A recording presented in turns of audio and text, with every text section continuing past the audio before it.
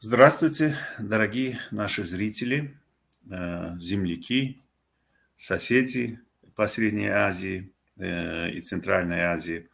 Сегодня мы продолжаем обсуждение темы январских событий в Казахстане, которые наверняка окажут и продолжат свое влияние на общественную жизнь, на социальную жизнь во всей Средней Азии или Центральной Азии, как теперь это называется.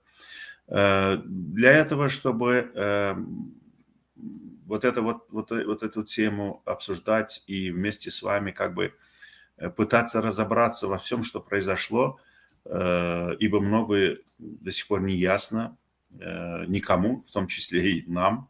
Очень много загадок, очень много путаницы, очень много каких-то конспирологических теорий. Все это смешалось. И, естественно, мы пытаемся, как и многие другие журналисты и политологи, разобраться в том, что было. И сегодня у нас снова такое сообщество туркмено-казахское. Это очень хорошее начало для Средней Азии. Мы в будущем, конечно, будем стараться приглашать к нам на такие вот встречи и выступления и наших узбекских соседей, таджикских, киргизских и так далее. Ну и с Кавказа, азербайджанцев наших. Ну а сейчас я с большим удовольствием предоставляю слово одному из наших казахских собратьев, который знает, естественно, намного больше, чем мы о январских событиях, Гани Стамбекову. Пожалуйста, Гани, тогда в двух словах просто представьтесь, кто вы, что вы, и потом можете начинать рассказ свой, что на сегодня стало больше известно, вот что еще прояснилось вот, с того времени, когда мы уже выступали первый раз по этим событиям, январским событиям в Казахстане. Пожалуйста, слово ваше. Ассалаумалейкум, туркмен бауырлар. Всем здравствуйте. Я очень рад, что сегодня туркменская оппозиция и активисты туркменские нам предоставили слово.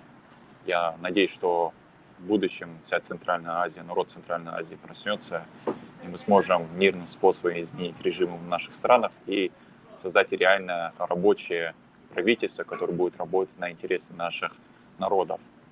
Меня зовут Гани Стамбек, я являюсь одним из представителей молодежи. Мы здесь в 2016 году в Нью-Йорке впервые вышли на митинги против режима в Казахстане. Затем с 2018 года мы на постоянной основе начали выходить на митинги, поднимали различные проблемы в Казахстане. Проблема полиции заключенных, проблема самого режима и так далее. И с 2019 года мы организовали WhatsApp-группу, которую мы назвали Free Kazakhs, что означает «свободные казахи», термин «казахтар». Затем в 2020 году мы зарегистрировали вот нашу такую вот небольшую группу в виде неправительственной организации, правозащитной неправительственной организации. И с другой стороны, также так или иначе работаем в политической сфере Казахстана. Наша единственная задача – это привнести в Казахстан демократические ценности, устои, смена режима. И как название нашей организации гласит, Free Kazakhs, то есть свободные казахи, это освободит Казахстан от диктаторского режима, от коррупции, от всего того, что незаконно и неправильно происходит в Казахстане. Хорошо, спасибо, Гани. Теперь, значит, я напоследок представлю и наших туркменских коллег. Сегодня у нас выступает также руководитель туркменского народного такого политического движения ДВТ, то есть Демократический выбор Туркменистана, Мурат Курбанов. И наш гражданский активист, а также активист ДВТ Муса Раушен. И передачу веду я, писатель и журналист в эмиграции почти уже 30 лет, Аквиль Сапар. Пожалуйста, Мурат, вам слово. Что-то стало вам известно яснее о январских событиях в Казахстане? Что-то можете добавить со своей стороны? Может быть, тогда и Гани сможет прокомментировать вот то, что вы расскажете, то, что вы скажете. Здравствуйте, дорогие туркменистанцы, здравствуйте, дорогие казахстанцы. Саламат сизга. Здравствуйте все живущие в Центральной Азии, наши друзья, братья. Да, в Казахстане эти события, которые произошли в январе месяце, очень сильно повлияло на все центральноазиатские страны. Туркмены вдохновились вот этими вот протестами, которые произошли, и вдохновились тем, что наконец-то Назарбаев смог уйти со своей должности, и диктатор, который около 45 лет правил страной, наконец-то ушел вообще с политики. Это мы считаем победа, но в то же время нас сильно беспокоит преступные действия господина Такаева, который дал приказ расстреливать свой народ, обозвал их террористами. Никаких террористов не нашел по сегодняшний день. Уже прошло буквально почти 35 дней, и до сегодняшнего дня никаких террористов не нашли. Это все говорит о том, что старый режим, режим диктаторский, режим посткоммунистический, который перерос в байский и диктаторский режим, он потихонечку сдает позиции, и он переходит на последнюю линию обороны, где он всех обзывает террористами, весь народ, приказы дает расстреливать народ и так далее. То есть мы надеемся, что казахский народ даст оценку, международное сообщество даст оценку действиям Такаева по расстрелу своего народа. Эти действия не попадают ни под какую конвенцию международную, ни под какие законы, в основном даже Всеобщей декларации прав человека. Никуда они не подпадают. Они подпадают только под уголовную ответственность. Поэтому я думаю, что Такаева привлекут к уголовной ответственности и тех людей, которые расстреливали народ. Сегодня какую оценку можно дать? Оценку можно дать такую, что диктаторы используют всякие международные соглашения, межгосударственные соглашения для поддержки своего статуса, где они в соглашениях по борьбе с терроризмом и экстремизмом, используя эти соглашения международные и межгосударственные, уничтожают свой народ, уничтожают протесты, уничтожают общественную активность населения и общественную активность всего народа. Как мы всегда хотим, это пространство общественное, оно уменьшается. Оно уменьшается и в Казахстане, и в Туркменистане. В Туркменистане оно почти исчезло. Поэтому общественное пространство, то есть люди, которые общественно активны в государстве, вот это вот пространство уменьшается. И мы на сегодняшний день пока не можем дать хороший отпор этому диктаторскому режиму, независимо в Туркменистане, в Казахстане или в другой стране, только потому, что они перешли на новую фазу борьбы, то есть они используют вот эти межгосударственные соглашения по терроризму и против экстремизма. И эти межгосударственные соглашения незаконно используют против своего народа. Я надеюсь, что международное сообщество объявит санкции специально Такаеву за его преступные действия. Я надеюсь, что международное сообщество даст оценку. И вот эти незаконное использование межгосударственных соглашений по борьбе против терроризма и против экстремизма не будут использованы против народа. Если посмотреть за последние 5-10 лет, как такового терроризма ни в Казахстане, ни в Туркменистане нету. Как такового экстремизма нету. Почему в 2022 году, в январе, его применили против своего народа? Почему эти спецслужбы, переодевшись в простых граждан, начали уводить протестное движение вообще в другое направление? То есть убивая людей, сжигая там помещения и так далее. То есть эти провокации, почему сегодня не расследуются, не находятся виновные, с помощью этих вот провокаций, наоборот, нападают на активистов и борются с активистами. Активисты – это бриллианты общества. Их надо беречь, потому что благодаря им соблюдаются законы, работают конституции и так далее. И эти активисты сразу как и индикаторы гражданского общества сразу говорят, сигналы подают о всех нарушениях, чтобы конституция соблюдалась, чтобы все демократические институты начинали работать. Но если эти активисты будут уничтожены, то общество, вот это пространство демократического общества уменьшается, и тем самым Конституция почти прекращает работать. Поэтому я надеюсь, что вот эта тенденция будет прекращена, и международное сообщество даст оценку, потому что сами народы Казахстана и Туркменистана с этого положения в одиночку будут выходить долго. Поэтому нам нужна международная поддержка в этом отношении. Я считаю так. Спасибо. Спасибо, Мурат. Вот, Гани, вы согласны со всем, что сказал Мурат? Или есть у вас какие-то замечания или добавления? Спасибо большое. Первое, я бы сказал, что Назарбаев еще не ушел полностью из политики, и те регалии, которые он получил по Конституции, которую он сам же изменил, они сегодня убраны, но мы не знаем, будут ли они обратно возвращены. То есть вот эти регалии, которые были у Назарбаева по Конституции, они в своем идеале, они уже не конституционные, они уже не имеют никакой легитимности. И то, что там убрали некоторые названия, некоторые титулы с Назарбаева, это не означает, что он полностью ушел с политики или он потерял власть. Некоторые люди говорят, что в Казахстане якобы идет борьба кланов.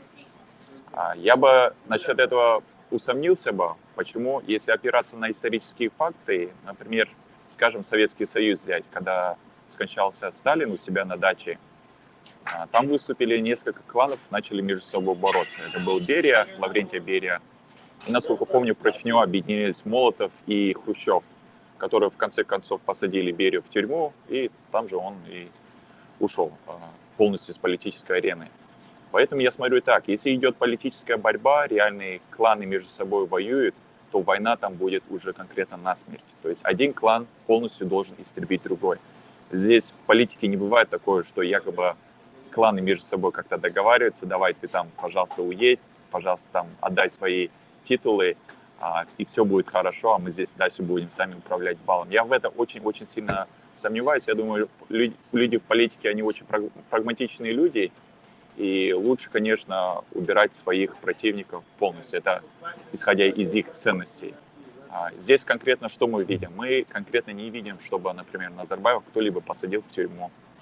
Назарбаев физически кто-либо истребил, да, умертвил. Мы не видим конкретно, что его дочерей, зятья или кто-либо еще посажены в тюрьму, убиты и так далее. Поэтому мне здесь большой такой сомнительный вопрос, вообще идет ли реальная борьба кланов. Я в этом сомневаюсь. Вот, когда, например, в Узбекистане скончался Ислам Каримов, диктатор, его дочь, например, сразу же посадил в тюрьму следующий человек, который пришел к власти вместо диктатуры Каримова, да, Мирзиёев.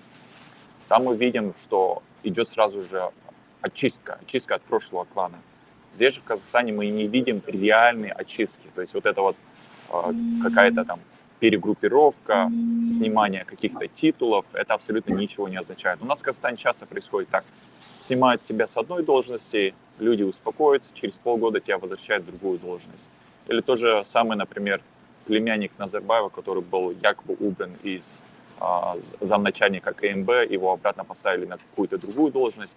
То есть мы видим, что здесь, в принципе, абсолютно ничего не изменилось. Это идут фасадочные такие реформы, которые, возможно, некоторым людям, которые не понимают политики, политически неграмотные, им кажется, что это реальные реформы, реальные изменения грядут, но на самом деле я бы так не сказал бы. И я, в принципе, не вижу реальных больших изменений. Единственная польза, наверное, от всей событий, январских событий, я бы сказал бы, что народ учится на этом. То есть это вот эта вот боль, вот власть, режим показывает, что он не слушает свой народ. И как Токаев пытался говорить, что якобы мы будем строить новое слышащее правительство, он конкретно показывает по делам, что это правительство, оно не слушает, оно не слышит, у нее нету ни сердца и ни души, и она готова в любое время убивать же волеизъявление своего народа силой, физической силой.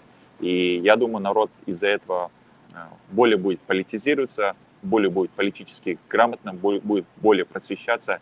И казахская молодежь, казахская диаспора, которая проживает за рубежом, после этих январских событий, она очень сильно активизировалась. Люди, которые до этого вообще были вне политики, аполитичные, они на сегодня начали очень активно участвовать в различных митингах, акциях. И это придает тому, что общество начинает политизироваться, и в будущем будет создаваться такой, знаете, хороший, сильный гражданско-общественный пласт, который приведет Казахстан в итоге к большим политическим позитивным изменениям, на мой взгляд. Рахмет. Да, Гани, я бы, с вашего позволения, добавил еще, что у этих диктаторских режимов изначально нет привычки слушать народ. У них нет такой привычки. И даже опыта нет. И тем более теперь, когда, значит, они почувствовали вкус больших денег, безответственности, вседозволенности, естественно, им любой голос из народа кажется экстремистским или там, не дай бог, террористическим, еще каким-то. Они готовы разговаривать, в кавычках, с народом только вот с позиции обвинений. Вот если не имеет значения там, кто выступает, газовик, нефтяник, учитель, бизнесмен или еще кто-то, журналист, писатель. Как только кто-то посмеет что-то сказать критическое, и тут же он получает ярлык, что он экстремист. И все, этим все сказано. Теперь также я бы хотел, пользуясь теми привилегиями, которые вы меня одарили, чуть-чуть там внести корректировку в то, что сказал Мурат Курбанов. И поправьте меня, Гани, если я ошибаюсь, Назарбаев сидел не 45 лет у руля власти, а чуть больше 30 лет. То ли 32, то ли 31. А так, конечно, может быть, он еще дольше сидел в властных структурах. Он же до того, как был назначен первым секретарем ЦК Компартии Казахстана, долго работал в партийном аппарате. Но непосредственно у руля власти в Казахстане он был чуть больше 30 лет. А также, значит, насчет Берии, вот вы, Гани, задели эту тему. Берия был расстрелян после того, как его заключили в тюрьму. Это тоже вот был заговор со стороны там хрущевской группировки. Я бы даже назвал вот борьбу за власть после смерти Сталина не клановой борьбой, а борьбой группировок в самой партии или в центральном аппарате коммунистической партии. И, естественно, все опасались Берии и очень боялись его, потому что у него в руках была реальная сила. Но вот они устроили вот такой заговор, Хрущев и же с ними. И в итоге, значит, Берия сначала был арестован, посажен в тюрьму, а потом быстренько его расстреляли, чтобы он не рассказал в суде, сколько их погубил сам Хрущев и другие, которые его посадили в тюрьму, потому что Берия мог бы разоблачить их полностью. Ведь мы сегодня знаем, что тот же Хрущев, он прямо вот досаждал центральные органы власти в Москве, когда он в 30-е годы сидел сам руководителем в Украине. Он просил, чтобы добавили лимит побольше, чтобы они могли расстреливать в Украине больше людей. И Хрущев прямо вот подписывал прощение в центральный аппарат к Сталину: разрешите нам расстрелять, допустим, не 100 тысяч там в месяц или в год, а там 300 тысяч. Вот это был Хрущев. То есть они все участвовали в этом, а потом просто свалили это дружно на Сталина. Сталин там был коллективный в руководстве центрального органа Политбюро Коммунистической партии Советского Союза. Они все участвовали в этом. Также и сейчас. Почему я это вот подробно так остановился на этом вопросе? И сейчас, вот если взять Казахстан, Туркменистан, ведь безобразием занимались и занимаются не только Назарбаев. Ведь это был коллективный Назарбаев. Вот Нур-Отан, как я понимаю, да, партия вся. И вот эти вот депутаты ваши, Гани, вот чем они занимались? Они занимались все тем, что вот подобострастно поддерживали Назарбаева во всех его благих и неблагих начинаниях и делах. И как только вот удалось, скажем так, новому руководителю Казахстана, новому султану Токаеву взять верх с помощью Путина, да, и тут же и вся партия Нур-Отан, и депутаты, все тут же перешли на сторону нового султана Токаева и продолжают творить свои дела в том же духе. И поэтому я бы хотел, чтобы, глядя с Америки, что расскажет об этом Муса, наш более молодой коллега, как ему видится вот эта вот неизменность традиций в наших странах, как только меняется руководитель, то все подхалимы тут же переходят на сторону следующего диктатора. Муса, что вы скажете об этом? Ассаламу алейкум, казахстанцы, ассаламу алейкум, туркменистанцы, ассаламу алейкум, зрители. Спасибо, что предоставили слово. Вот Мурад точно сказал, вот все диктаторы, сообща, сотрудничая, пользуясь какими-то вылазками в приказах, соглашениях международных, они борются против демократического общества.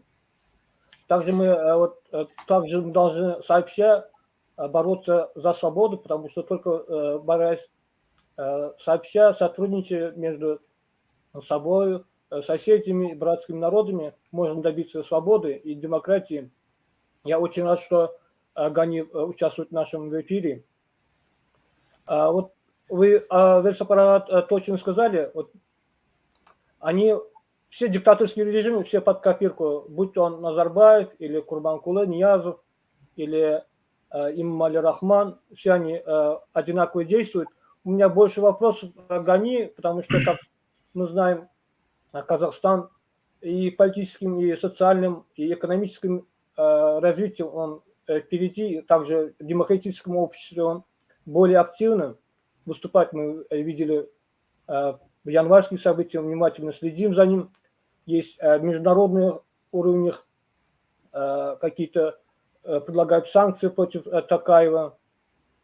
Я также хотел сказать зрителям, вы можете задавать вопросы, а в конце мы можем задать нашему гостю Гани, уважаемые зрители. У меня вопрос, Гани, вот как оппозиция влияет на вот, диктатуру, на власть, и как между собой работает казахская оппозиция? Муса, извиняюсь, вы могли бы первую часть вопроса повторить немного погромче? Вас немного плохо было слышно. Спасибо.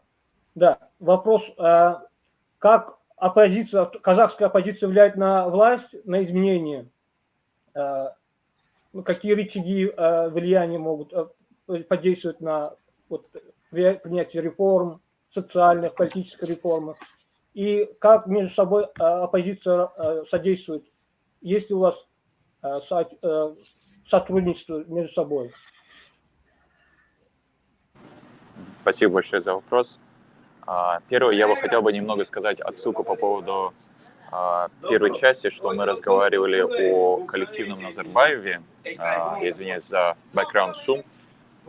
Знаете, у нас есть известный политолог в Казахстане, его зовут Досым Сатпаев, он точно так же сказал, применил такой же термин, как коллективный Назарбаев, и я полностью также поддерживаю эту идею, что, в принципе, Назарбаев как личность, он свое уже отжил физически, ему уже 82 года, рано или поздно, я думаю, он совсем скоро уже физически просто уйдет биологически из этого мира. Но то наследие, которое он оставил, ту систему, которую он создал на основе кровопролитных действий коммунистической партии, вот это вот наследие, оно еще будет очень-очень долго, к сожалению, жить в Казахстане. И как тот же самый, например, политолог Досым Сатпаев говорил, что вот у нас в Казахстане есть программа, она называется «Болашак». По этой программе государство отправляет большое количество молодежи обучаться за рубежом в топовых университетах.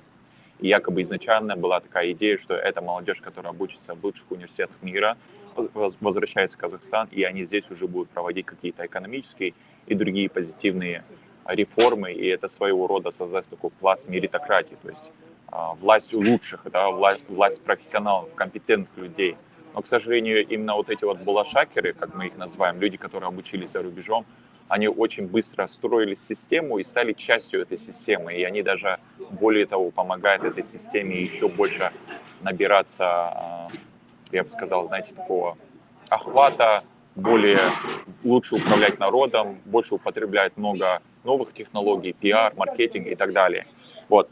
И в связи с этим коллективно Назарбаев еще, к сожалению, в Казахстане будет долго жить, и это не важно, будет это Токаев, будет это Кулебак или кто-либо еще, это будет, по сути, одна и та же система. Я думаю, следующий вопрос был самый важный, вообще, что будет дальше. На мой взгляд, что будет дальше после этого происходить? Вот первое, мы не получили реальных каких-либо политических, экономических, социальных реформ. То есть все то же самое продолжается, будут только какие-то фасадочные реформы.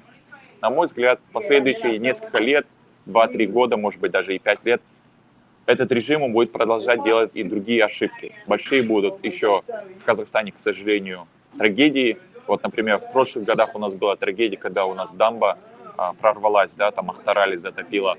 В Арысе у нас там места захоронения или содержания боевых припасов начали вдруг взрываться сами по себе. Некоторые люди погибли, весь такой небольшой городок должен был эвакуироваться. То есть вот эта вот система, которая построена на коррупции, которая построена не на профессионализме, на обворовывании своего же народа, он уже за 30 лет создал такое большое количество таких, знаете, я бы сказал, бомб медленного взрывания, да, то есть она вот эти TikTok, она идет, и рано или поздно она в разных местах будет взрываться, вот такие вот трагедии будут происходить, к сожалению, у нашего народа. И я бы сказал, что последующие несколько лет в Казахстане народ еще будет очень много и сильно подниматься. Я не знаю, чем это будет заканчиваться, но у нас народ еще будет подниматься. Рано или поздно вот эта власть, она свалится, сменится. И я предполагаю, что после этой власти придет, в принципе, практически то же самая власть, другого формата, но чтобы полностью привести именно демократию в Казахстане, это займет, возможно, даже и несколько поколений. Теперь по поводу вопроса Мусы, как вообще оппозиция влияет на власть. Оппозиция у нас очень сложная в Казахстане, тема оппозиции очень сложная. В связи с этим сегодня я изъявил желание выйти один на эту тему, она такая очень чувствительная, сенситивная тема. Первое, я бы сказал, что в Казахстане нет единой оппозиции, то есть у нас вся оппозиция между собой давным-давно уже, я бы сказал так, переругалась, у всех есть некоторые недоверие по отношению друг к другу, нету какого-либо единого блока, да, когда вся оппозиция объединена. У нас есть так называемая оппозиция внутри Казахстана и есть оппозиция, которая находится за рубежом, вне пределов Казахстана. Есть различные люди, различные силы, на мой взгляд. Я не буду сегодня употреблять конкретных каких-либо имен, чтобы не причинять дискомфорт каким-либо другим организациям и группам. Это будет мое сугубо личное мнение. Но я бы сказал, что некоторые люди в оппозиции, они так или иначе аффилированы с властями Казахстана. Некоторые оппозиция аффилирована с властями России. Есть некоторые определенные люди, которые так или иначе сотрудничают с Китаем. У нас очень сильное лобби России в Казахстане. Ну, в принципе, Назарбаев, Токаев, это все вышли из Российской коммунистической партии, выходцы. В то время, конечно, она называлась казахстанская, но она вся была ставленниками Москвы, то есть России. В последнее время у нас сильно оборот набирает китайское лобби. У Китая есть очень много людей в Казахстане, которые позитивно, я бы сказал, делают пиар-маркетинг по Китаю, пытаются изменить мнение народа. Поэтому у нас нет единой оппозиции. Я бы сказал, каждый сам по себе. И в последнее время я немного замечаю, что некоторые из оппозиции между собой объединяются. Например, одна-две организации между собой сотрудничают. То есть они не объединились, они просто сотрудничают. Но нет такого, чтобы прямо все в едином фронтом выступали против режима. Та или иная оппозиция выполняет ту или иную задачу, будь оно прямо или косвенно аффилировано с властью. Я не говорю, что все аффилированы, среди них есть и независимые, но я считаю, что так или иначе это все-таки приносит свою пользу, прямо или косвенно. То есть народ потихоньку начинает политически активизироваться, получает такую политическую грамотность.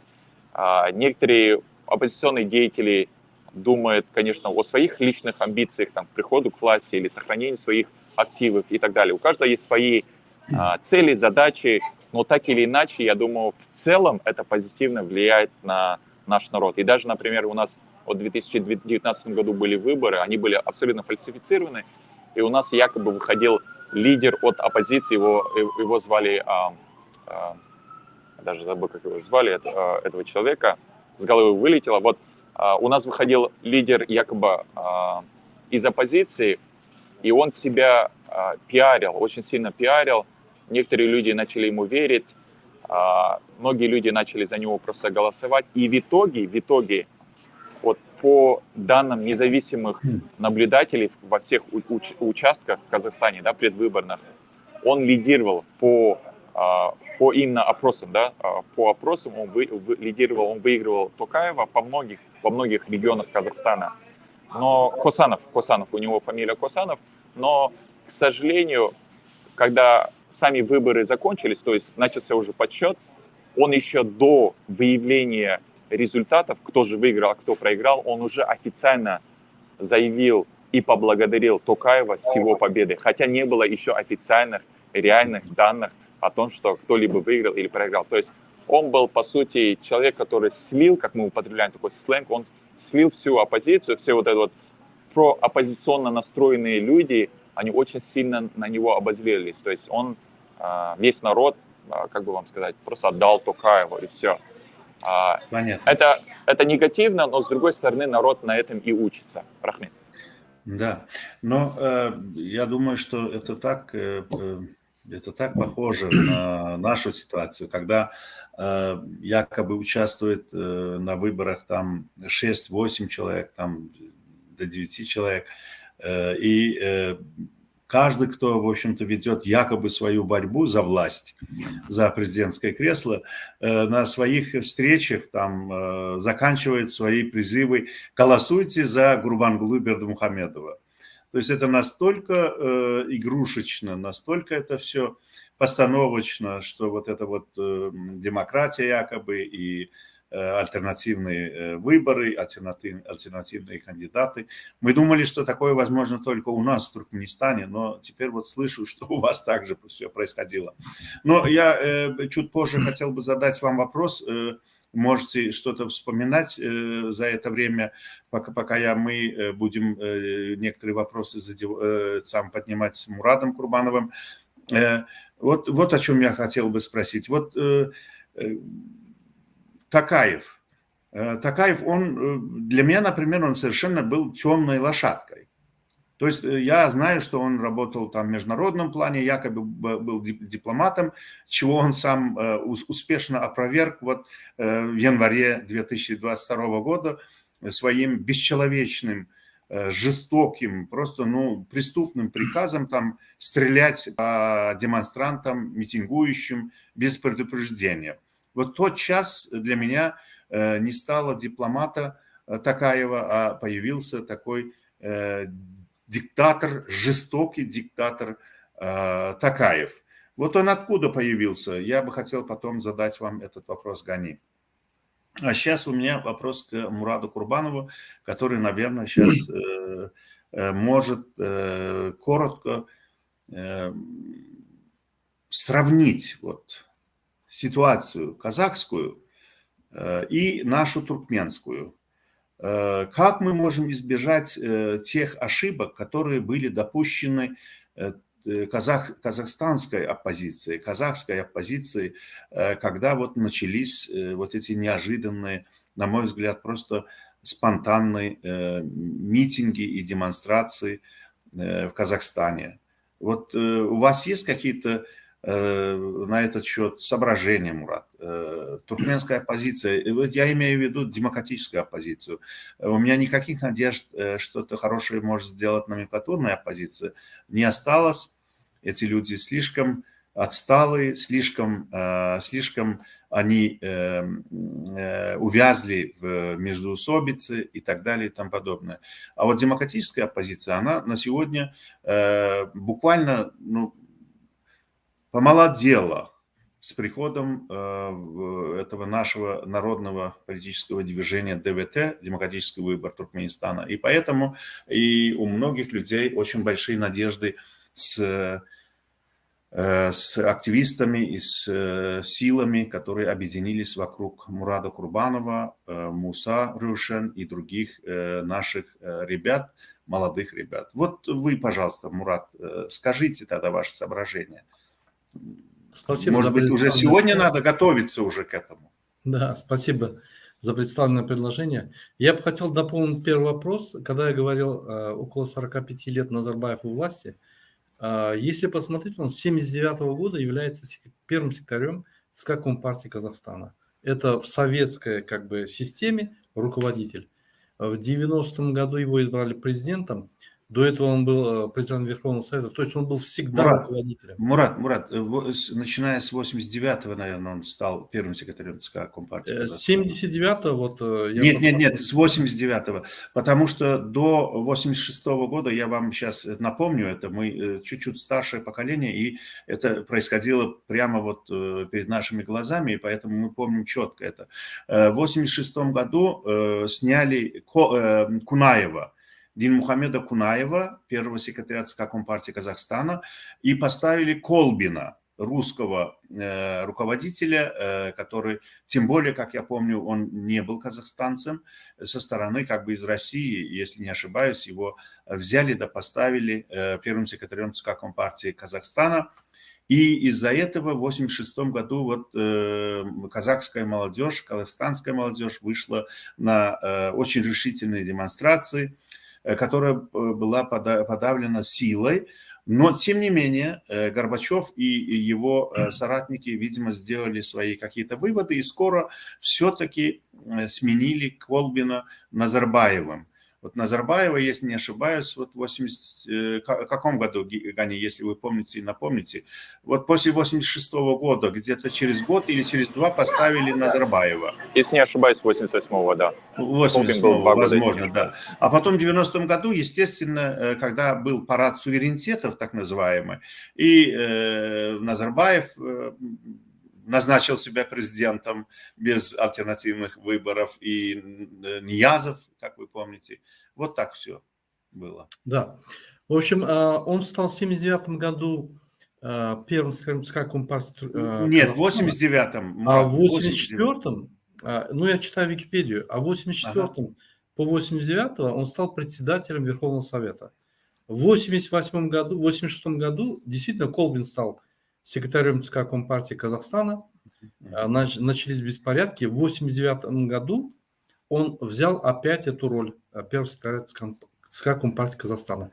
То есть, другими словами, он был более 43 года в качестве руководителя, один из руководителей или руководитель Казахстана. То есть, этого больше, чем надо. То есть, любой руководитель может находиться в качестве первого лица, 2 сезона, 2 срока, 10 лет, но не 30, 40 там, и так далее. Поэтому я считаю, что в Казахстане он пересидел. Хоть он в 2019 году и ушел после выборов, он поставил Токаева, но он был его руководителем, как бы неофициальным руководителем. Все делалось только с его ведома. Он был и председателем Нур-Отана, председателем Государственного совета по безопасности и так далее. Другими словами, он обхватил. Его дочь была тоже руководителем в парламенте. То есть со всех сторон он внедрил своих родственников и фактически управлял страной. То есть его управление. И я надеюсь, что его управление закончилось, хотя Гани говорит, что оно как бы от старой системы, скажем, старой диктаторской системы полностью Казахстан не отошел. Действительно, чтобы отойти, они должны были стереть, то есть убрать всех связанных с Назарбаевым людей, родственников с постов, дать оценку их действиям, привлечь к ответственности. Тогда можно сказать, что режим, то есть поменялся, то есть какая-то система поменялась и так далее. Но на самом деле, если смотреть, у Токаева нету ни политической платформы, ни идеи для объединения, ни экономической программы, ни социальной программы, ни индустриальной, ни развития сельского хозяйства, ничего нету. Какие реформы он будет проводить, вообще неизвестно. То, что он дипломат, является политиком, это понятно, но даже если он взял власть, скажем так, в 2019 году, все эти программы назарбаевские просто повторились, а в реалии это, скажем так, воздушные программы, они не реализовываются. То же самое происходит и, я заметил, во всех постсоветских государствах. Как таковое, программы для того, чтобы реформирование системы или для развития страны, как таковой нету, а общие фразы и так далее. У меня такое мнение складывается, что они управляют как маленьким предприятием. Они даже не понимают, что если лидер приходит к власти, тем более политический лидер, у него должна быть цель. После этой цели стратегия. После стратегии план развития там, политической системы, социальной системы, экономической системы, индустриализации, введение новых технологий во все области, демократизацию общества, развитие демократического общества. Ну, в общем, развитие демократических институтов, развитие государственных институтов. Ничего нету. То есть есть старые какие-то программы, но ничего нового нету. То есть, соответственно, старое будет и продолжаться. Поэтому те реформы, которые такая будет проводить, это однозначно, они уже провальные, однозначно пойдет какая-то демократизация пойдет, какое-то облегчение будет, но все равно то же самое будет происходить. Если сравнить теперь туркменское оппозиционное движение и казахское оппозиционное движение, туркменское общество и казахское общество – это две несопоставимые вещи. Туркменское оппозиционное движение, оно, скажем так, в 30 лет боролось, то есть 28 лет боролось, пыталась что-то сделать ввиду того, что режим очень жестко реагировал на всю активность оппозиции, они не могли ничего сделать. Только за последние 2 года вот что-то получилось сделать, и только из-за того, что на самом деле, вы правильно сказали, молодежь пришла, молодежь взяла на себя риски, пошла вперед, начала проводить протесты, начала выступать, начала официально на каналах, на всех доступных средств массовой информационных каналах, социальных сетях, говорить свою открытую позицию, говорить открыто то, что думает о диктатуре, предлагает открыто народу выходить на протесты и так далее. То есть без всяких, вот, скажем, потери времени и проводит протесты. Это только началось. То есть Казахстан в этом отношении очень далеко продвинулся вперед. Он и был более демократичен, он и был более образован, он и был, там было больше демократического пространства, общественное пространство, не как в Туркменистане. Поэтому не сравнить, и я думаю, что нам надо очень много у Казахстана научиться, посмотреть их ошибки, посмотреть свои ошибки, и надо будет, я думаю, объединяться оппозиционным силам Казахстана, Туркменистана, Узбекистана, Таджикистана, потому что, вот, допустим, я сейчас поеду в Узбекистан, меня арестуют. То есть Узбекистан, государство Узбекистан поможет диктатору меня арестовать и сдать в Туркменистан. Так почему же, если они друг друга поддерживают, у них есть межгосударственное соглашение по борьбе против терроризма и экстремизма, которое они очень быстро применяют против активистов, против оппозиционеров. Почему нам, оппозиционерам, не объединяться и не бороться сообща вместе? Вот, Правильно, брат. Правильно, спасибо. Вот как раз у меня тоже вот сейчас вот эти мысли были все время в голове. Вот диктаторы объединяются против демократии, против своих народов. Это мы видели и как раз вот в январских событиях в Казахстане тоже. Как только вот они почувствовали, может быть, на мой взгляд, даже и Назарбаев, и Токаев вместе увидели, что вот власть у них уходит из рук, скоро народ добьется, чтобы вот стерет, их просто свергнет эту ненавистную власть. И они тут же позвонили Путину и пригласили, значит, и всех вот этих вот среднеазиатских диктаторов и постсоветских диктаторов к себе в Казахстан против своего народа. Но это, конечно, останется черным пятном в истории Казахстана, что Назарбаев и Токаев вместе, как бы там ни было, пригласили в Казахстан против своего народа чужую армию, чужих солдат. Это отвратительно. Это такое не должно повторяться нигде. Ни в Казахстане, ни в Туркменистане, ни в Узбекистане или Таджикистане. Но, слава богу, в Кыргызстане такого никогда не было. Теперь, значит, вот такой вопрос. Может быть, на этот вопрос ответит Гани, а может, Раушан или Мурат, вы. У меня такой вопрос. Когда-то в конце 80-х, как только назначили Назарбаева первым секретарем ЦК Компартии, а потом, когда он стал президентом Казахстана, его выступления у нас создали такую надежду, что во всяком случае в Средней Азии появился один умный руководитель. К тому времени у нас уже не было никаких сомнений, что это будущие диктаторы насчет Ниязова. Я столкнулся с ним еще в 1987 году и узнал, что он не терпит никакой критики, он заботится только о сохранении своего кресла, своей должности. У меня уже мало было надежды и в отношении Каримова, и других, да.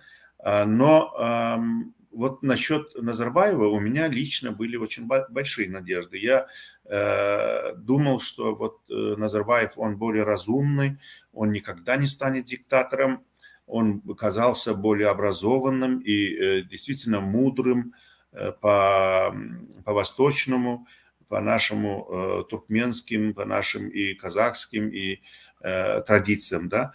И действительно мы гордились им. Я признаюсь, что мы гордились им в конце 80-х и в начале 90-х.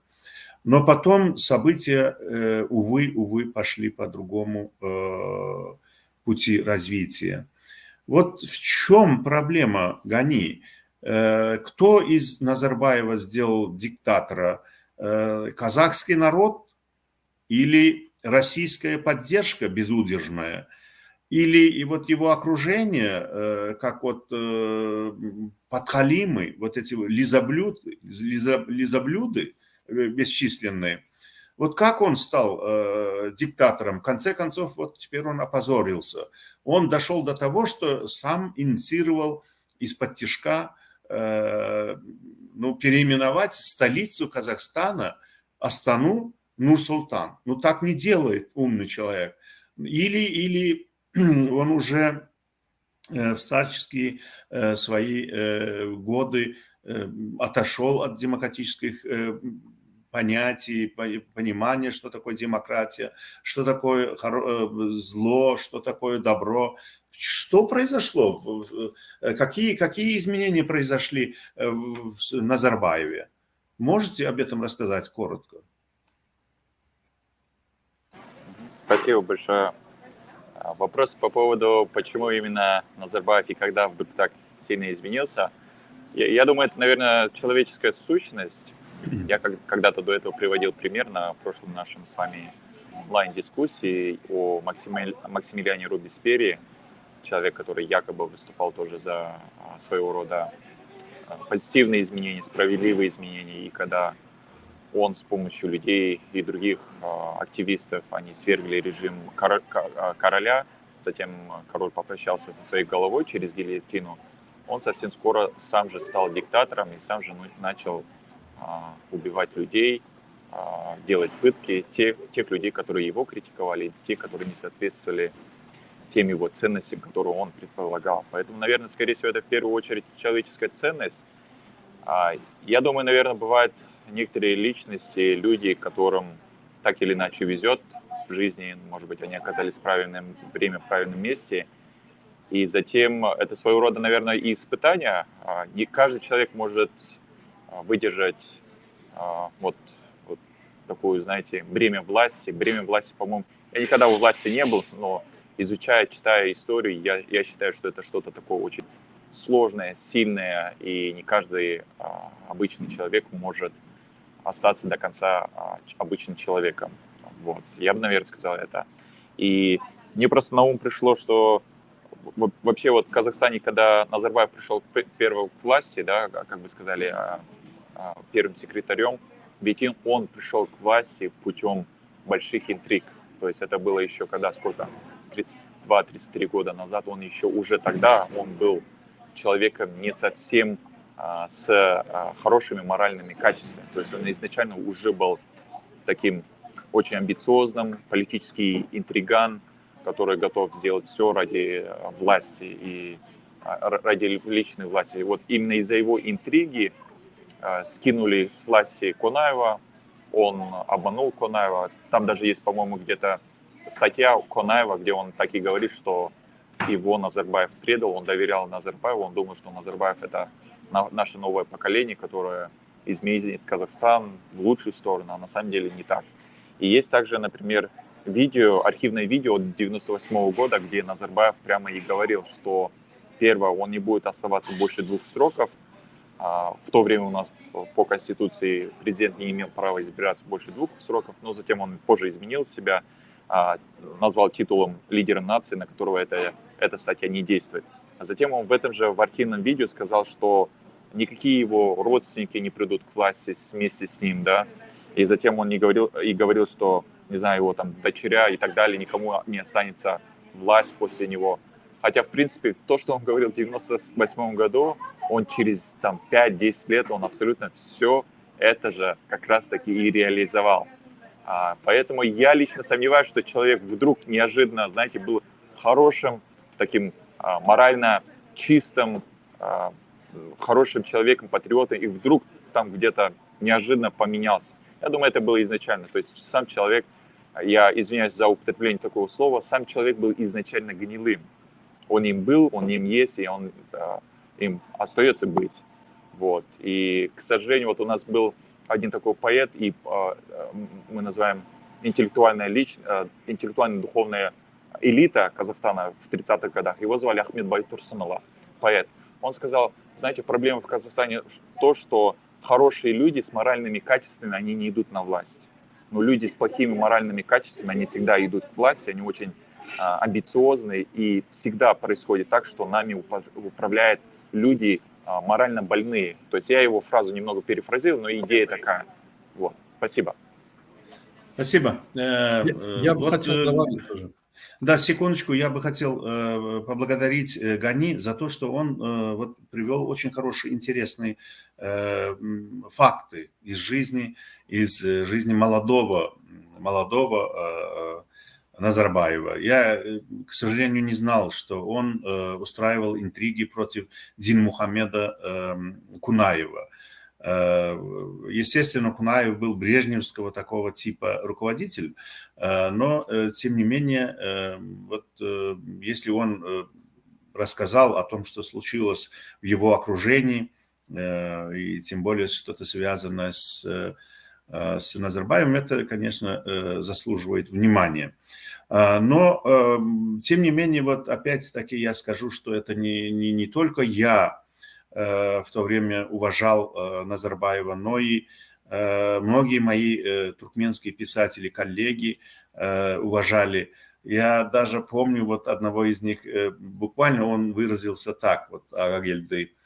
Вот этот вот казах с головой, огромной головой величины туркменского Алабая, вот он, наверное, умнее наших всех этих мелких диктаторов, и он непременно приведет казахский народ к светлому будущему. Ну вот, я помню это, как будто мы вчера сидели и обсуждали в Ашхабаде в конце 80-х.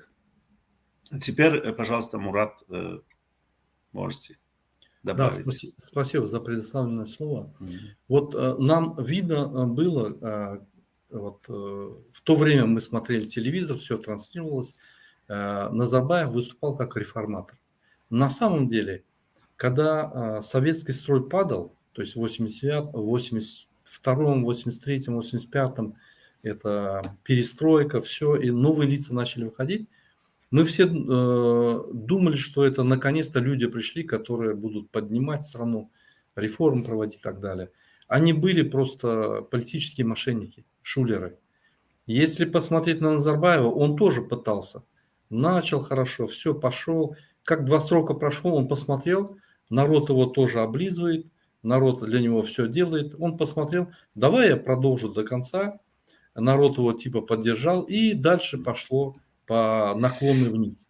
Если посмотреть на Ниязова, Сапармурат Ниязова, да, я помню, в 1985 году он был первым секретарем партии, потом Верховный Совет, потом опять президентом Туркменистана.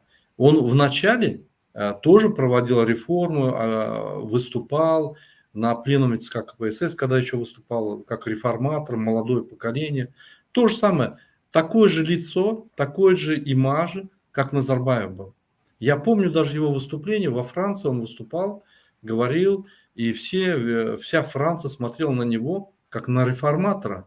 То есть он говорил такие вещи, что советский руководитель не говорил.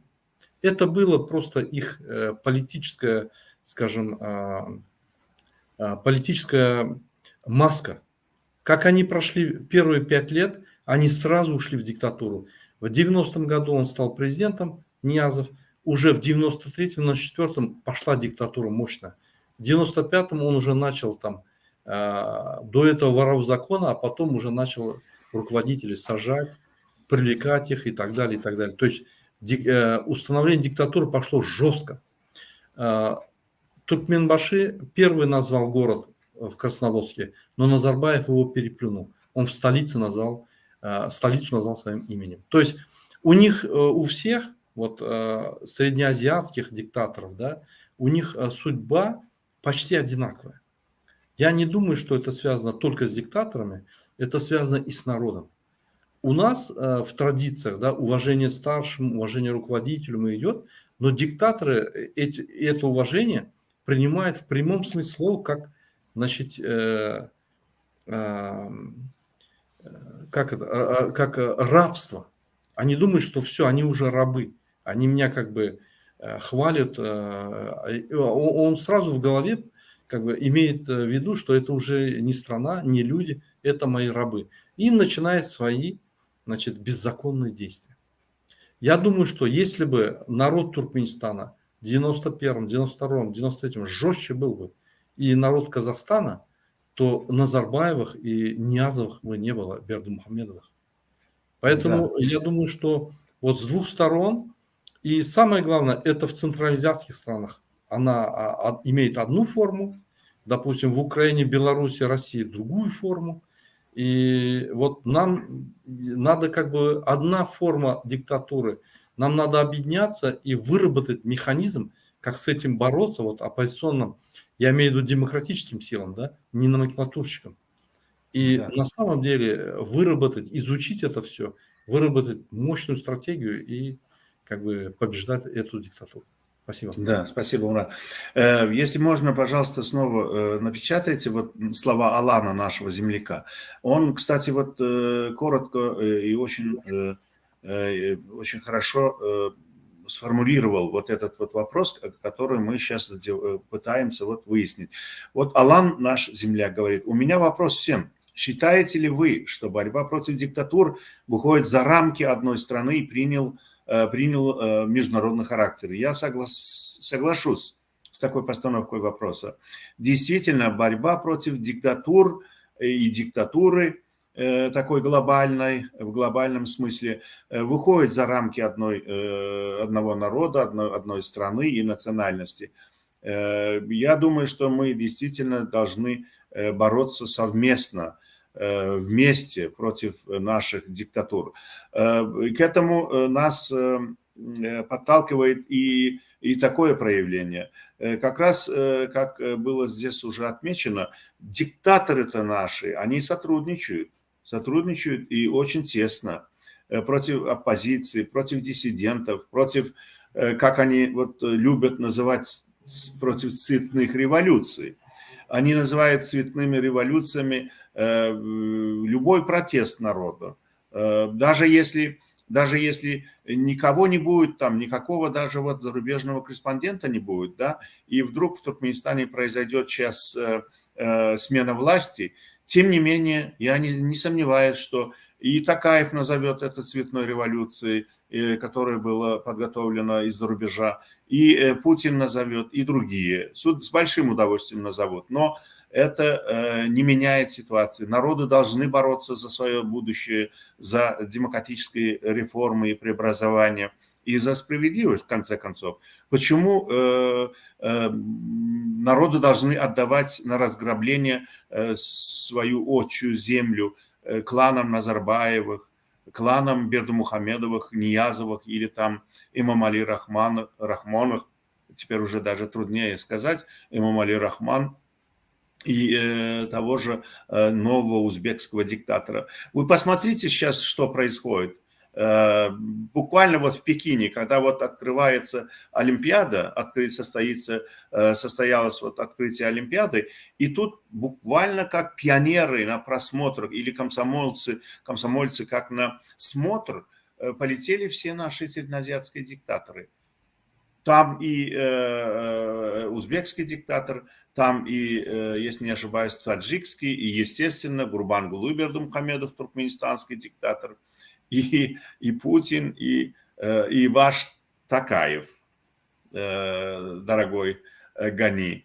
Вот теперь, вот в связи с этим у меня вот такой вопрос, о котором я говорил почти в самом начале.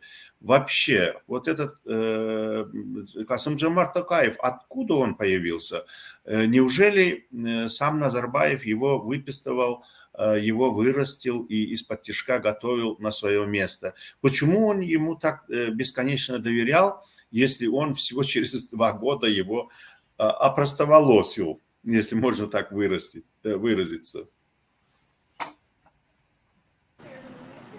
Спасибо большое.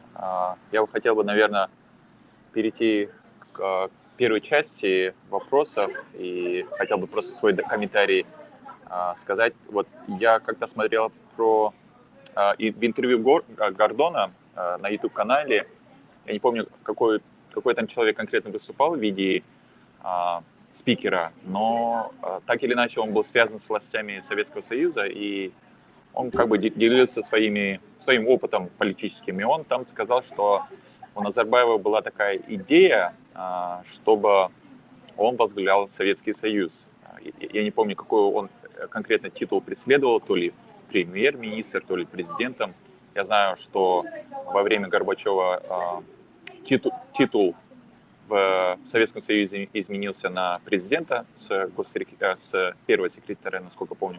Насколько я знаю, он был первым президентом Советского Союза, Горбачев. Вот, и якобы Горбачев ему обещал что-то вроде такого, что якобы он пойдет на власть Советского Союза в целом, не в Казахстане. И из-за этого, кстати, Казахстан вышел в посвете. Да. Простите меня, я могу здесь добавить. Действительно, был такой разговор, вот я это четко помню, как сегодня, где-то летом 91 года, как раз перед ГКЧП, перед тем, как попытались свергнуть Горбачева, были такие разговоры, что вот сейчас, значит, будет новый союзный договор принят, подписан где-то в сентябре. И вот на основе этого договора власть будет распределена вот таким образом. Горбачев останется президентом Советского Союза, а Нурсултан Назарбаева назначит премьер-министром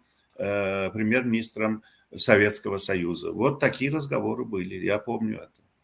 Отлично, спасибо большое. Вот, вы и подтвердили. И знаете, в связи с этим Казахстан ушел последний из состава Советского Союза. И есть архивные видео, я не знаю, может быть, вы видели или нет, но Назарбаев в то время, когда уже Советский Союз начал распадаться, он был категорически против того, чтобы Советский Союз распадался. То есть в Казахстане, знаете, муссируется такая идея, что якобы Назарбаев подарил нам независимость, что является абсолютно ложью. Независимость Казахстану дало это вся вот последние 270 лет мы были в составе России, Российской империи, Советского Союза, и вот этот народ наш выступал 367 раз, делая революции, восстания против Российской империи, советской власти, наша элита, вся интеллектуальная, духовная молодежь в 1986 году. То есть это их кровь дало нам независимость. Назарбаев, он как раз-таки был против независимости, у него были свои личные амбиции еще тогда. Это я к тому, что он изначально был сам как человек не с нормальными моральными качествами. Я бы сказал, даже такое употребив слово, он был морально больной человек. Он, к сожалению, таким и остается по сей день. Следующее, вот мне, знаете, такая идея нравится, вот древнегреческая идея о том, что, по-моему, Аристотель о ней высказался, в обществе станет лучше жить, когда цари станут философами и философы станут царями. Возможно, это идеализированная такая, знаете, идея, но я думаю, там есть доля истины, и я лично сам считаю, что люди-политики, у которых есть уже большой опыт, если говорить чисто о Казахстане, даже, может быть, они ушли с политической арены, я лично к таким людям отношусь очень предвзято, к сожалению. У меня такое большое опасение, что люди, которые у нас были в политике, или те, которые прямо так сильно, стремительно стремятся к власти, я думаю, это люди очень-очень, я бы сказал, в разряд опасных людей. Я лично сам в первую очередь ставлю человеческие, моральные качества человека. То есть я не ставлю в первую очередь политический опыт человека, но я ставлю моральные качества. Я бы приводил пример, вот когда Сингапур взял независимость от Малайзийской Федерации, во главу управления стал человек абсолютно молодой, 37 лет, Ли Куан Ю, у него не было какого-либо политического опыта, он был вообще юрист, защищал там права профсоюзов, если не ошибаюсь, но он за 40 лет смог сделать страну, да, из нищей страны в третьей страны в первый разряд стран ввел. Его личные моральные качества, я думаю, очень сильно сказались. То есть моральные качества, его сила, его харизма, то есть это все сказалось. И я бы сказал, в будущем я бы хотел видеть в Казахстане в первую очередь морально чистого человека, с чистой незапятнанным имиджем. Следующий вот вопрос там был по поводу глобализации, что вот сейчас борьба против режима уходит в такую международную структуру, на международную арену. Я с этим полностью бы согласился. В первую очередь, я бы сказал, причина в этой глобализации. То есть все народы уже начинают о друг друге гораздо лучше знать. Многие могут спокойно, там, не знаю, купить билет, получить какую-либо визу, туристическую визу. Все между собой очень честно уже связываются. Журналисты, общественные и даже простые люди, они очень много путешествуют или же видят по телевидению. То есть вот эта вот глобализация приводит к тому, что народы начинают друг друга больше узнавать. Также я бы сказал, что здесь идет такое, знаете, политическое просвещение. Мы, например, здесь в Нью-Йорке очень много узнали от других организаций о Гонконге, о Южном Монголии, о Восточном Туркестане, потому что здесь тоже очень много организаций, они постоянно делают митинги. Мы понимаем, что у нас точно такая же боль, точно такая же ситуация, но у нас тоже же режим, и мы начинаем просто друг друга поддерживать. То есть вот есть просто обычные такие, знаете, общечеловеческие сострадания, и все вот эти организации, какие-то комьюнити, сообщества, они друг друга начинают понимать и поддерживать. Вот эта глобализация, вот это все приводит к тому, что борьба против диктатуры, она уже выходит на международный уровень, и различные страны, народы просто друг друга поддерживают. Рахмет. Да, ну и вот, пожалуйста, попытайтесь коротко ответить на мой вопрос также. Вот кто вырастил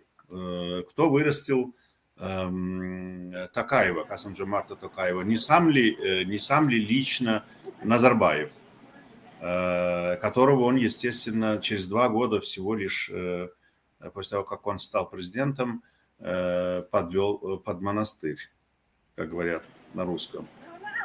Знаете, я, честно, не совсем согласен с такой идеей, я могу ошибаться. Я не политик. Я не политик, я в политике никогда не был, но я сомневаюсь в том, что Назарбаев якобы вырастил Токаева. Мне эта идея как-то немного странновато кажется. Я думаю, просто люди сами сошлись друг с другом. У нас у казахов есть такая пословица «Қара қарғаның көзін шықмас». То есть ворона не будет клевать в глаза другой вороне. То есть люди одной масти здесь... Я не думаю, что Назарбаев прямо искал Токаева там среди тысячи там коммунистов, выбрал его, все, я его выращиваю под себя. Я сомневаюсь. Просто люди абсолютно у них, я бы вам сказал, 2 криминала, 2 преступника просто сошлись духом, амбициями, идеями, и все. Я сомневаюсь, что кто-то вырастет. Это, я думаю, такой, знаете, натуральный, такой природный способ. 2 преступника просто встретились, сошлись мнением и работали вместе, и все. Гани, вы меня простите, но без согласия Назарбаева просто Токаев никогда бы не оказался ни в парламенте, ни в политике в Казахстане. Потому что в то время Назарбаев на 100% контролировал политическую власть в Казахстане.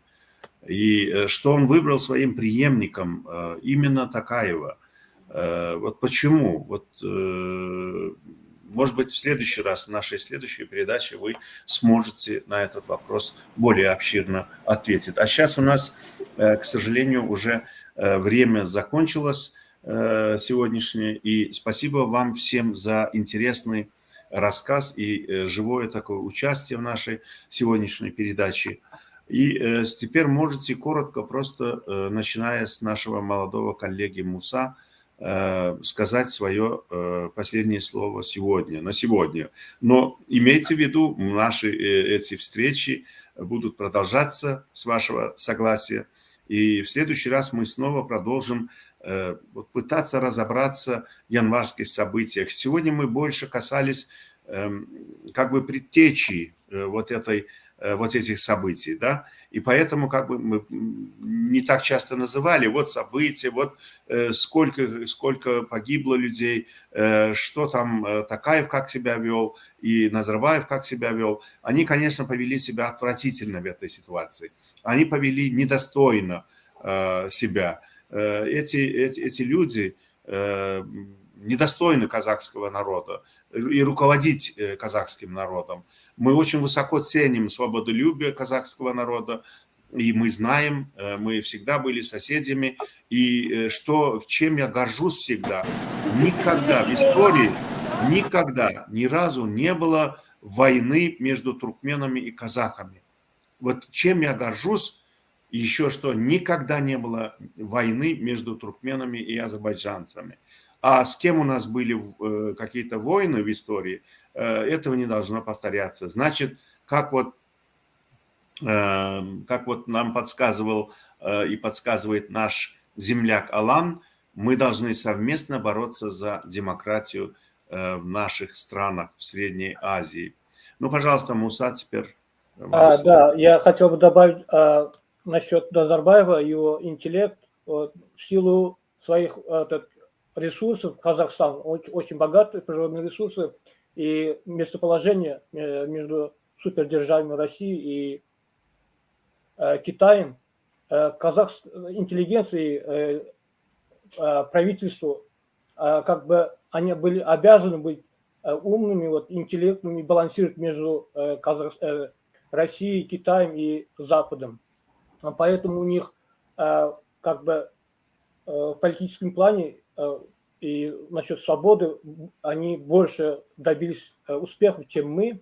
А наш Ниязов, как бы выбрав политику дистанцию, изолировал Туркменистан и общество, поэтому мы вот так отстали. Все эти бывшие диктаторы, Назарбаев, Ниязов, все эти из фабрик коммунизма, Я думаю, вот свита делает короля, поэтому как бы народ, из народа выходят такие люди. Как Назарбаев, Ниязов, Бердмухамедов.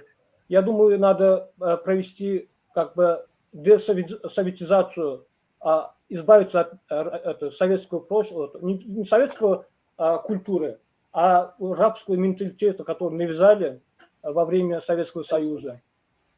И вот мы работаем через вот такие медиа, YouTube, Facebook, вот такие обмен опытом, эфиры помогают нашему обществу развиваться, укрепляться и получать какие-то знания насчет демократии, свободы. Я очень рад, что наш брат Гани участвует. Мы также будем рады проводить эфиры с другими нашими братьями, узбекскими братьями, киргизскими. Мы видели, вот вопрос задавали насчет глобализации. Вот Киргизия первой начала как бы за демократию бороться. Демократия, развитие не бывает вот отдельного общества, отдельное государство вот взяла и начала развиваться. Обязательно должно быть регионально, как на Западе Франция, Германия, Германия, Франция, Британия одновременно начали развиваться, стали на путь демократии. Мы обязательно должны сообща работать, сотрудничать. Спасибо, Гани, всем Мурадара, Весапарара. Спасибо вам и спасибо телезрители. Да, спасибо, Муса. Теперь, Мурат, коротко, что бы вы хотели сказать в завершении нашей сегодняшней встречи? Спасибо за предоставленное слово. Я благодарю всех за участие в этой передаче, особенно Гани. Он молодое поколение, которое завтра придет к власти, завтра придет поднимать Казахстан. И время пришло. Надо поднимать Казахстан, надо менять эту власть, которая ничего хорошего людям не дало. Правильно сказал Гани, с развитием социальных сетей все, значит, проблемы народов, они как бы становятся публичными и быстро, значит, информация расходится, и мы быстрее узнаем о проблемах других народов, мы рассказываем о своих проблемах, то есть сопереживающих больше становится, поддерживающих больше становится, народы начинают объединяться, друг друга поддерживать. В то же время диктаторы боятся чего? Диктаторы боятся, первое, публичности, а социальные сети, их, значит, их государственную публичность, то есть ту публичность, которую они в рамках как бы проводят, оно ломает, и информация расходится везде. Второе, что они боятся, объединения народов и объединения своего народа. Так вот, сейчас с развитием этих технологий, социальных сетей и других технологий у нас есть возможность объединиться внутри и объединиться с соседями. Поэтому я всегда за объединение. Эти объединения должны приводить к каким-то результатам. Поэтому всегда есть смысл объединиться по каким-то позициям или поддерживать друг друга. Поэтому мы приветствуем своих братьев казахов, казахстанцев, которые борются за свои права, и мы всегда их поддержим. Спасибо всем за внимание. Спасибо, Мурат. Ну, пожалуйста, Гани, тогда коротко тоже на прощание. Чтобы люди, наши слушатели, ждали нас до следующего раза. Не разбежались. Көп рахмет, түркмен бауырлар, сіздерге сәттілік тілейміз. Құдай қаласа, болашақта сіздер де бір күні еркін боласыз және дұрыс әділ билікті орнатуға сіздің де басыңызға, сіздің де тағдырыңызға келсін ертерек. Уважаемый народ Туркменистана, братья, сестры, вам большое спасибо. Мы надеемся, что рано или поздно в вашей стране тоже будут большие позитивные изменения. И надеемся, что в скором времени ваша диктатура исчезнет навсегда, и у вас будут демократические институты, и у вас будет справедливое, реальное, работающее правительство, которое будет работать на интересы только своего народа. Большой рахмет, всего доброго. Ассаламу алейкум. Спасибо, Гани. Вот теперь наша сегодняшняя встреча завершается, наше выступление. И спасибо, что вы привели в пример, Гани, Сингапур и его первого руководителя Ли Куан Ю.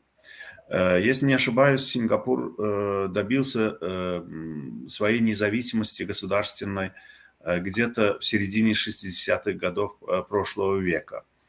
И потом, когда Сингапур уже пробился из числа третьих стран в мире в первые ряды и стал самым таким государством молодым, но одной из самых привлекательных стран во всем мире для инвестиций, там, для подражания, богатой страной, процветающей страной.